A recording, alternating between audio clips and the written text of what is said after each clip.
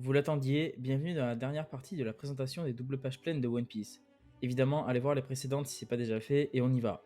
Pour démarrer cette dernière partie, on a le chapitre 435, juste après Enies Lobby, avec les nouvelles primes des Mugiwara. Ensuite, on a Thriller Bark, qui contient 3 doubles pages pleines. La première au chapitre 442, avec Luffy qui demande à Brook de rejoindre l'équipage. La seconde au chapitre 448, avec les Mugiwara face aux zombies. Puis la magnifique introduction d'Oz au chapitre 456. Pour l'arc Sabaody, on a évidemment la patate de Luffy sur Charlos, toujours aussi satisfaisante, au chapitre 502. Étonnamment, Marineford ne compte qu'une seule double page pleine au chapitre 557, avec l'alliance la plus improbable de l'histoire. On a ensuite l'arc post-guerre, qui contient la fameuse page où Luffy réalise qu'il a ses amis. Après, on a une page au chapitre 649, après la bataille contre Odi, à la fin de l'île des hommes poissons. Dressrosa compte 2 pages, une au chapitre 748 avec les combattants du Colisée, qui vont chercher Doflamingo, et une autre au chapitre 800 avec la naissance de la flotte de Luffy. Bon, maintenant on va s'attaquer à des pages qui n'ont pas encore été adaptées en animé, donc si vous n'êtes pas à jour dans le manga, n'hésitez pas à partir pour éviter le spoil. Sur Egghead, on a eu la fameuse page du chapitre 1110, qui introduit les formes démoniaques du Gorosei. Et enfin, à l'heure où je fais cette vidéo,